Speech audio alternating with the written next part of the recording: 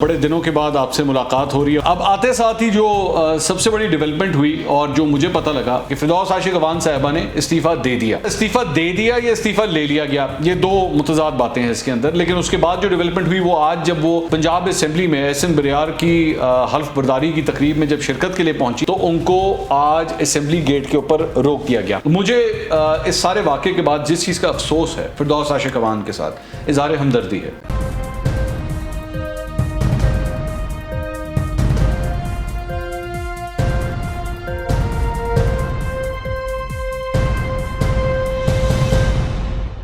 अस्सलाम वालेकुम नाज़रीन, मैं हूं मंसूर अली खान। अपने YouTube चैनल के ऊपर आपको खुश आमदीद कहूँगा। बड़े दिनों के बाद आपसे मुलाकात हो रही है और मैं जानता हूं बहुत से लोगों के ज़हनों में सवाल थे। मैं काफ़ी दिनों की छुट्टी हो गई और उसके बाद मैंने जब आके चेक किया तो बहुत से लोगों के कमेंट्स आए हुए थे, मैसेजेस आए हुए थे और वो पूछ रहे थे कि किधर हैं आप। कहीं कुछ ने तो ये कहा कि कोई सॉफ्टवेयर तो अपडेट नहीं हो गया, किसी ने कहा जो शायद मैं यूट्यूब का चैनल बंद करके चला गया हूँ, लेकिन ऐसा नहीं है। एक प्रॉब्लम है मेरे साथ और वो प्रॉब्लम ये है कि मैं गर्मी की छुट्टियों को काफ़ी हद तक अवेल करता हूँ और ज़रा सैर सपाटे का शौक़ है। इस मरतबा ज़रा आज़ाद कश्मीर का दौरा करने का मूड हुआ, ज़रा छुट्टियाँ थोड़ी सी वहाँ पे बिताने का मूड हुआ तो इसलिए ज़रा सैर करने के लिए वहाँ पे चला गया था। लेकिन इस मरतबा छुट्टी वाकई कुछ ज़्यादा हो गई। दूसरी बात यह कि वहाँ पे 4G नेटवर्क को इतना अच्छा नहीं आ रहा था जिसकी वजह से आपसे जो है वो रब्ता भी नहीं हो पा रहा था। तो काफ़ी लंबी छुट्टी के बाद जो है वो वापस मैं आया हूँ और इस दौरान एक और वाक़या जो पेश आया, जो दो सहाफ़ियों को जो है वो FIA की जानिब से उठाया गया और उसके बाद उनसे थोड़ी बहुत पूछताछ करके उनको छोड़ दिया गया। तो कई लोगों ने उस चीज़ को भी मेरे साथ रिलेट किया कि पता नहीं इस वजह से मैं अपने वीडियोस नहीं कर रहा, लेकिन इन दोनों मामलात का आपस में किसी किस्म का कोई ताल्लुक़ नहीं है और मैं सिर्फ अपनी ज़ाती कुछ छुट्टियों की वजह से मैं आपके सामने नहीं आ सका। लेकिन अब जो है ये सिलसिला अब दोबारा शुरू हो रहा है तो बेफिक्र रहिएगा, ऐसी कोई बात नहीं है। आपके साथ ये ताल्लुक़ जो है ये नहीं टूटेगा इंशाल्लाह। अच्छा, अब आते साथ ही जो सबसे बड़ी डेवलपमेंट हुई और जो मुझे पता लगा रिसेंटली, वो तो कई ऐसी खबरें हैं जिसके ऊपर मैं काफ़ी चीज़ें शेयर कर सकता था। शहबाज शरीफ साहब ने एक अदद इंटरव्यू दिया सलीम साफ़ी साहब को, एक वो वाक़या पेश आया। उसके बाद जो नज़ीर चौहान साहब वाला वाक़या था जो जिसमें उन्होंने जहांगीर तरीन ग्रुप को छोड़ दिया, पाकिस्तान तहरीक इंसाफ के साथ उन्होंने कहा जी मैं इमरान खान साहब के साथ मुखलिस हूँ, एक वो वाक़या हुआ। उसके बाद मुस्लिम नून के अपने अंदर जो इंटरनल फाइट चल रही है, एक वो वाक़या हुआ। लेकिन एक और जो डेवलपमेंट जो हालिया डेवलपमेंट है और उसमें आज भी एक पेशरफ्त हुई वो थी फिरदौस आशिक अवान साहिबा के हवाले से कि फिरदौस आशिक अवान साहिबा ने इस्तीफ़ा दे दिया। अच्छा, इस्तीफ़ा दे दिया या इस्तीफ़ा ले लिया गया, ये दो मुतजाद बातें हैं इसके अंदर। लेकिन उसके बाद जो डेवलपमेंट हुई वो आज जब वो पंजाब असेंबली में एहसन बरियार की हल्फ बर्दारी की तकरीब में जब शिरकत के लिए पहुंची तो उनको आज असेंबली गेट के ऊपर रोक दिया गया। आप जल्दी से वीडियो देखिए, फिर मैं मजीद आगे बात करता हूँ कि एक्चुअली हुआ क्या। देखिएगा फिरदौस आशिक अवान को किस तरह रोका गया। हाँ, मीडिया टॉक कर रहे हो।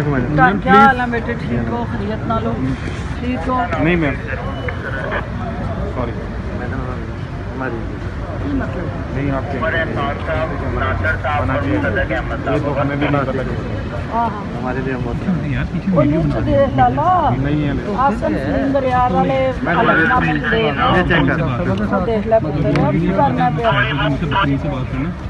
तो ये आपने मंजर देखा।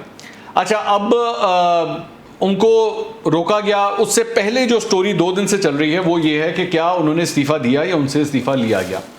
मेरी जो अपने ज़राए से बात हुई है उनका ये कहना है कि जी इनसे इस्तीफ़ा लिया गया था और वज़ीर आला उस्मान बुज़दार ने इस सिलसिले में पूरी तरह एक परमिशन ली इमरान खान साहब से और उसके बाद ये सिलसिला हुआ। फिरदौस आशिक अवान को कुछ हद तक तो आइडिया था कि पाकिस्तान तहरीक इंसाफ के अंदर जो है वो कोई एक पर्टिकुलर लॉबी उनसे खुश नहीं है, लेकिन उनको इस बात का शायद अंदाज़ा नहीं था कि इतनी जल्दी ये सब कुछ हो जाएगा और इसके लिए उन्होंने कोशिश भी की कि मामला किसी तरह संभाल लिया जाए, लेकिन वो नहीं संभल सका। मैं ज़रा पहले इस्तीफ़े के ऊपर आता हूँ क्योंकि मैं जारी बात है उसके ऊपर मैं बात नहीं कर सकता। उसके बाद ये जो पंजाब असेंबली में जो कुछ हुआ है मैं उसके ऊपर आता हूँ। तो सबसे पहले ज़रा इस्तीफ़े की तरफ आ जाए। अच्छा, ये जो इस्तीफ़े का जो मामला है, आपने अगर मेरे पिछले वीलॉग्स देखे हों, मैंने फिरदौस आशिक अवान के हवाले से जितने भी वीलॉग्स किए थे मैंने आपको उसके अंदर बार बार ये बात कहता रहा था कि ये बेतुकी प्रेस कॉन्फ्रेंसेस करती हैं, इनको कैमरे के ऊपर आने का शौक़ है, मीडिया को बहुत पसंद करती हैं, ये चाहती हैं हमेशा मीडिया का फोकस जो है वो इनके ऊपर रहे और इसके लिए ये बेतुकी प्रेस कॉन्फ्रेंसेस भी करती रहती हैं। जो इनका तरीक़ाकार था वो ये था कि सुबह 10:30 बजे से लेकर 12 बजे के टाइम पीरियड के दौरान, आप उठा के देख लीजिएगा, मुझे मैं कोई इतनी अनहोनी बात नहीं कर रहा, टेलीविज़न के टिकर्स आप उठा के देख लें तो यही होगा। 10:30 से 12 बजे के दरमियान ये सुबह ना एक स्टेटमेंट जारी करती थी जिसमें वो बेसिकली ऑपोजिशन को लताड़ती थी, राजकुमारी, मुस्लिम लीग नून, मरियम नवाज़ और इस तरह करके, मतलब वो कोई ना कोई स्टेटमेंट जारी करती थी जिसकी ज़रूरत नहीं होती थी, लेकिन वो फिर भी स्टेटमेंट जारी करती थी। उसकी वजह क्या होती थी कि 12 बजे का बुलेटिन होता है, न्यूज़ बुलेटिन, उससे पहले एक स्टेटमेंट देती थी, ऑटोमेटिकली उनकी कही हुई बात जो है वो बुलेटिन का हिस्सा बन जाती थी। और उसके बाद फिर जाके शाम को भी एक आधी जो है वो कोई डेवलपमेंट होती थी और उसके अंदर भी जो है वो अपनी एक स्टेटमेंट या प्रेस कॉन्फ्रेंस या मीडिया टॉक वो कर देती थी ताकि हर जगह जो है वो मैं नजर आऊँ। अच्छा, अब इशू क्या था, और इशू ये वही है जो पिछले 3 साल से पंजाब गवर्नमेंट के साथ चल रहा है और उस्मान बुज़दार साहब के साथ चल रहा है। इशू यही था कि जी पंजाब हुकूमत की प्रोजेक्शन नहीं हो रही, पंजाब हुकूमत जो काम कर रही है वो नज़र नहीं आ रहे। ऑपोजिशन इसकी वजह से उनके ऊपर तनकीद करती है, मीडिया उनसे नाराज़ रहता है और वो सही तरह अपना इमेज जो है वो बिल्डअप नहीं कर रहे। जबकि इसके लिए उन्होंने अच्छी खासी एक सोशल मीडिया की टीम भी रखी हुई है और वो भी बैठ के दिन रात यही काम करती रहती है, लेकिन फिर भी बात बन नहीं रही थी। अच्छा, इससे पहले ये नहीं कि फिरदौस आशिक अवान के कंधे जो है वो इस जिम्मेदारी को नहीं संभाल सके। इससे पहले शहबाज गिल हो गए, फयाजुल हसन चौहान हो गए। फयाजुल हसन चौहान साहब 2 दफ़ा इस ओहदे के ऊपर आके बैठे, लेकिन कहानी बनी नहीं और उसके बाद उनको जो है वो हटा दिया गया और उसके बाद ये अल्टीमेटली ये जिम्मेदारी जो है वो फिरदौस आशिक अवान के कंधों के ऊपर आई।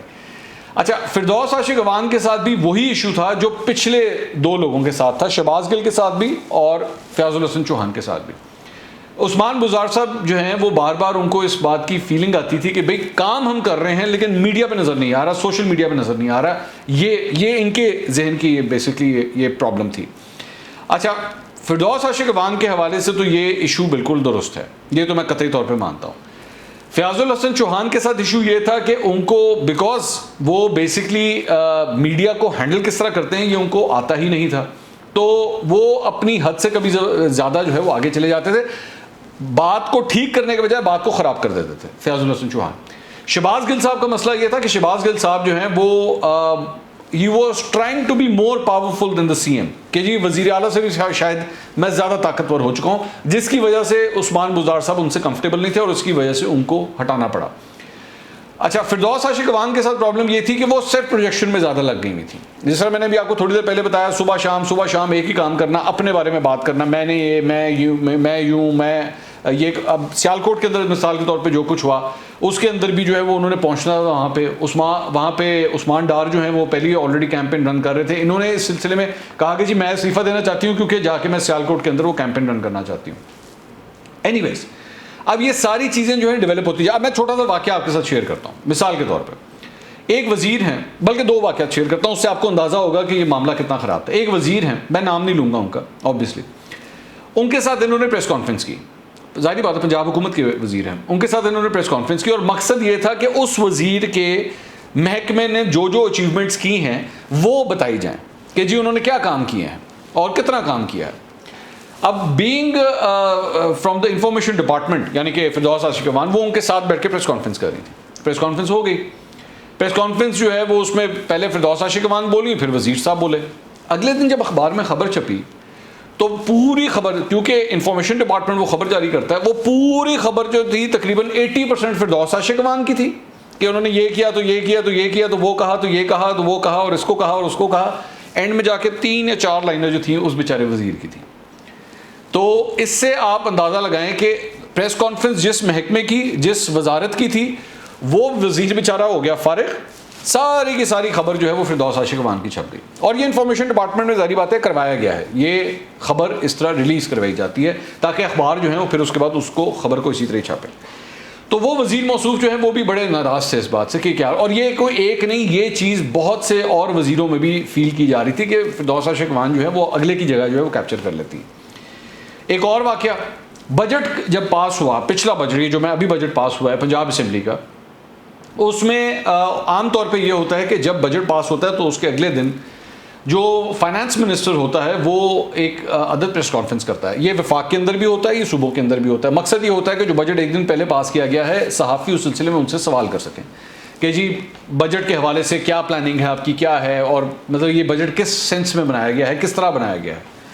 और नॉर्मली इसमें ये होता है कि इसके अंदर ऑब्वियसली क्योंकि प्रेस कॉन्फ्रेंस हो रही है तो प्रेस के साथ जो रिलेशन है वो होता है उस रिलेटेड मिनिस्टर का या स्पेशल असिस्टेंट का या एडवाइज़र का, और वो आके उस प्रेस कॉन्फ्रेंस में ज़रूर बैठता है।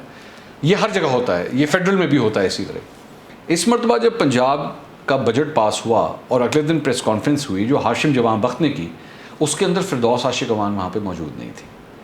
अब दिस वाज वेरी अलार्मिंग। पहली बात तो उस वक्त ये सवाल ही किसी ने नहीं किया वहाँ पे। अगर आप जाके रिकॉर्ड उठा के देख लें तो मैं जो आपको बात बता रहा हूँ वो बिल्कुल फैक्चुअल है। ये बड़ी हैरानकुन बात थी कि फिरदौस आशिक अवान को बजट की प्रेस कॉन्फ्रेंस में नहीं बुलाया गया। तो मेरी इतलात के मुताबिक उनको इसके लिए मदऊ ही नहीं किया गया, और वो शख्स जो पूरे पंजाब के इंफॉर्मेशन डिपार्टमेंट को संभाल रहा है, यानी कि इन दिस केस फिरदौस आशिक अवान, उनको पंजाब के बजट की प्रेस कॉन्फ्रेंस में बुलाया ही नहीं गया। जिसके बाद उन्होंने जब देखा कि नहीं उन्होंने बुलाया गया, तो उसके बाद फिरदौस आशिक अवान ने खुद ही कैमरे के सामने खड़े होकर जो है वो इस बजट के बारे में भी एक वीडियो पैगाम जारी कर दिया कि पता लगे भाई इन्होंने भी कुछ बोला है बजट के बारे में। तो ये मेरा कहने का मकसद ये था कि ये सारा बैकग्राउंड है कि ये अगलों की स्पेस को किस तरह कैप्चर करती थी, और ये सिलसिला बढ़ता जा रहा था और फील किया जा रहा था कि ये अपनी सेल्फ प्रोजेक्शन में लगी हुई हैं।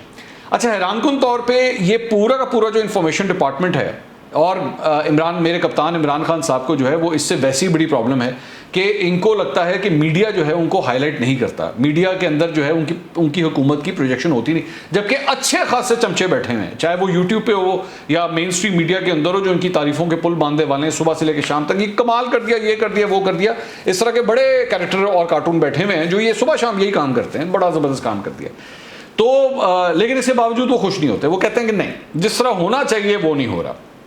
अच्छा, तो ये बात है। अब आ जाए ज़रा आज के वाक़े पे, पंजाब असेंबली के अंदर जो कुछ हुआ है। अब पंजाब असेंबली के हवाले से दो मुख्तलिफ थ्योरीज़ हैं। एक बात तो ये कि जब फिरदौस आशिक अवान गेट पे पहुंची और सिक्योरिटी स्टाफ ने उनको रोका तो उनके हाथ में एक लिस्ट थी। आम तौर पे जब भी कोई नया MPA आके हलफ उठाता है या कोई मिनिस्टर आके हलफ उठाता है तो वो अपने रिश्तेदारों को, अपने जानने वालों को, अपने चाहने वालों को जो है वो इनवाइट करता है। सारी बात है, उसके लिए ज़िंदगी का एक नया चैप्टर स्टार्ट हो रहा होता है वो। और इस मौके पे ऊपर तो वैसे ही वो नौजवान जिसने ये इलेक्शन जीता है उसके लिए तो बिल्कुल एक नया कदम है, पहली दफ़ा वो MPA बना। तो उन्होंने जो लोगों को बुलाया गया था उसमें फिरदौस आशिक अवान का नाम भी था, लेकिन फिरदौस आशिक अवान जब वहाँ पर पहुँची तो दो सिक्योरिटी एहलकारों ने उनको एंट्रेंस के ऊपर रोक लिया। उन्होंने कहा जी आप अंदर नहीं जा सकती। अच्छा, उन्होंने ये कहा, फिरदौस आशिक अवान ने इसको कवर करने के लिए कहा कि वो बेसिकली हुआ ये है कि शायद मैं लेट हो गई हूँ और वो तकरीबन हलफबरदारी जो है वो हो चुकी थी तो इसलिए मुझे नहीं जानी। लेकिन मेरी इतला के मुताबिक उनका नाम वहाँ पे मौजूद था, उनका नाम वहाँ से काटा गया, स्पेसिफिकली काटा गया कि इनको अंदर नहीं आने देना। अब इसमें जो दो थ्योरीज़ हैं, एक थ्योरी तो ये है कि एहसन बरियार जो इस सीट के ऊपर इलेक्ट हुए हैं उनके वालिद जो हैं वो काफ लीग से ताल्लुक़ रखते हैं, और स्पीकर हैं पंजाब असेंबली के चौधरी परवेज़ इलाही। चौधरी परवेज़ इलाही के बारे में ये कहा जा रहा है, थ्योरी है, सारी बात है, कि वो इस बात से नाखुश थे कि इन्होंने ये इलेक्शन जो है वो PTI के टिकट के ऊपर क्यों लड़ा, इनको काफ लीग से लड़ना चाहिए था। लेकिन इसकी वजह से, और फिरदौस आशिक अवान हल्का ये सियालकोट का है, फिरदौस आशिक अवान का ताल्लुक भी सियालकोट से, तो फिरदौस आशिक अवान का नाम जो है वो शायद स्पीकर के ऑफिस की जानिब से कटवाया गया। लेकिन ये अनकन्फर्म चीज़ है, ये मैं आपको पहले बता दूं, ये अनकन्फर्म चीज़ है, लेकिन एक थ्योरी है जो जर्नलिस्ट के दरमियान जो है वो सर्कुलेट कर रही है। और दूसरी जो थ्योरी है वो यही है कि सीधा फिरदौस आशिक अवान का सारे सेटअप से कोई ताल्लुक नहीं है, उनको निकाल बाहर किया गया है, इसलिए अब उनका पंजाब असेंबली में आना जाना नहीं हो सकता, या पॉसिबल नहीं है कि उनको जो है वो आने जाने दिया जाए। लेकिन इस सारी चीज़ के बाद मुझे इस सारे वाक़े के बाद जिस चीज़ का अफसोस है, यकीन कीजिए अफसोस है, फिरदौस आशिक अवान के साथ इज़हार हमदर्दी है। इन्होंने बहुत कुछ किया, इन्होंने ऐसी ज़बान इस्तेमाल की अपोजिशन के बारे में, जो अल्फाज इस्तेमाल किए, मतलब she went to every extent. इन्होंने कुछ भी नहीं रोका सिर्फ इसलिए कि मैं जितनी भी बुरी ज़बान इस्तेमाल करूँ। इन्होंने यहाँ तक कि आपके सामने वो वाक़या है जब इन्होंने पाकिस्तान पीपल्स पार्टी के जो रहनुमा हैं कादिर मंदोखेल, उनके ऊपर तक हाथ उठा दिया, उनके साथ गालम गलोच की, उनके साथ बदतमीज़ी की। उसके बाद सियालकोट के अंदर ही आपको याद होगा वो जो असिस्टेंट कमिश्नर थी लड़की, उसके साथ जाके बदतमीज़ी की।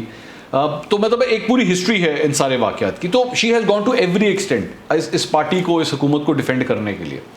लेकिन फिर भी आप जब एक मिनट के लिए भी जब ये फैसला हो जाए कि अब आप नहीं चल सकती इस सेटअप के अंदर, तो ये सेटअप उठा के आपको किस तरह बाहर फेंकता है। और उसके बाद आपको इस तरह उठा के बाहर फेंकता है कि आप किसी और जगह पे भी जाने के काबिल नहीं रहते। अब आप फिरदौस आशिक अमान, क्या पाकिस्तान पीपल्स पार्टी तो क्या नून लीग, अब अगर ये इस पाकिस्तान तहरीक इंसाफ के सेटअप से इनको निकाल बाहर किया गया, मुझे नहीं पता आगे जाके इनको मेन फेडरल के अंदर या कोई और कोई जिम्मेदारी मिलती है या नहीं, लेकिन फिलहाल she is now black sheep, इनको बिल्कुल उठा के सेटअप से बाहर निकाल दिया गया है। तो आपको, मुझे यहाँ पे ना पाकिस्तान तहरीक इंसाफ की ही एक रहनुमा की वो बात याद आती है, मैं पहले भी कोट कर चुका हूँ कि उनको जब कहा जाता था कि जी आप ना अपोजिशन को गालियाँ दें, आप अपोजिशन को बुरा भला कहें, आपकी ज़बान में ना सख्ती नहीं है, बहुत नरमी है, तो वो ये बात कहते थे कि जी कल को मैंने ना इन लोगों के साथ उठना बैठना भी है, मेरा कोई पहली दफ़ा ना मैं इस पार्लियामेंट में इस असेंबली के अंदर आया हूँ और ना ये मेरा आखिरी दफ़ा, मैंने कल को भी बैठना है और हो सकता है कल को मैं अपोजिशन में हूँ और वो जो आज अपोजिशन है वो हुकूमत में हो। आज मैं इज़्ज़त का, रवादारी का एक रिश्ता रखूँगा ना, तो कल को मेरी भी इज़्ज़त और एहतराम का एक रिश्ता कायम रहेगा। फिरदौस आशिक अमान ने जो कुछ किया इस हुकूमत के लिए, तो उस हुकूमत ने एक सेकंड में, वो मुझे ना उसका फैसल वाडा की वो बात याद आ रही थी जो उन्होंने जहांगीर तरीन के ग्रुप के लिए कही थी कि ये लोग सारे जो है ना एक SHO की मार हैं। फिरदौस आशिक अमान के साथ आज जो कुछ इस 15 सेकंड के अंदर हुआ है, ये 15 सेकंड में बेसिकली 2 असेंबली के सिक्योरिटी एहलकारों ने फिरदौस आशिक अमान को उनकी जगह के ऊपर ला के खड़ा कर दिया कि आज आप ये हैं।